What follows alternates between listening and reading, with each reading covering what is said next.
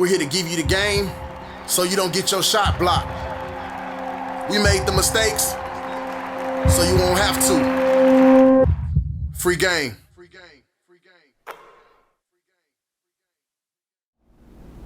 And so deep down, I wanted to be a pilot. I didn't know a pilot. I had never been on an airplane. And so I didn't know where to start. Google wasn't like a real thing back then. And so it wasn't typing in how to become a pilot, then they give you the step-by-step play.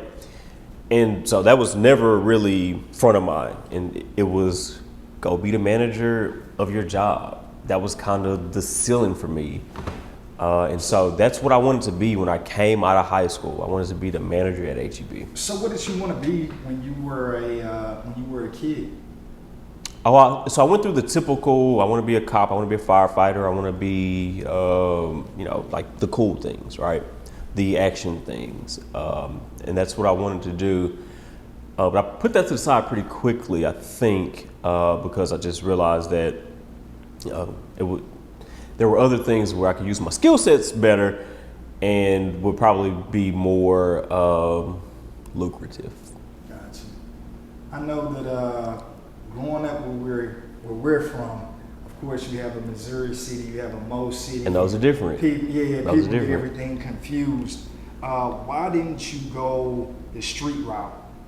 Why didn't you, like other people from where we're at, why didn't you take that road? Sure. So the short answer really is I didn't see people who were older still in that life.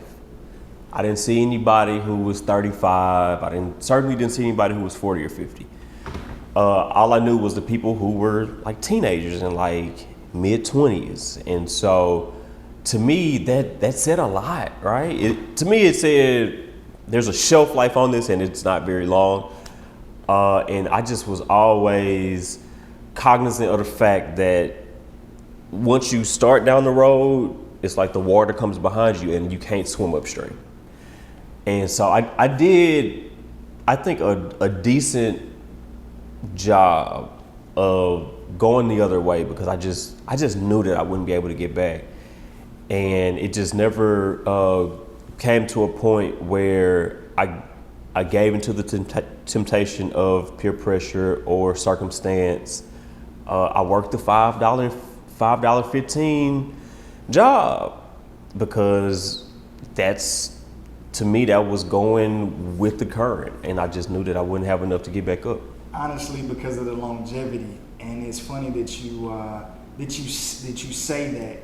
I feel like kids in this generation, even some adults, we live, and I say we because we're still living. Everything is so temporary. You know what I'm saying? Oh, yeah. Everybody is doing whatever is hot right now, what everybody see, is going on or taking place that a few people are having success with, and they try to take off with it, not thinking about the consequences, not thinking about what will take place thereafter. Everybody's just in it for the now, So man, that was a lot of wisdom that you had at such a young age.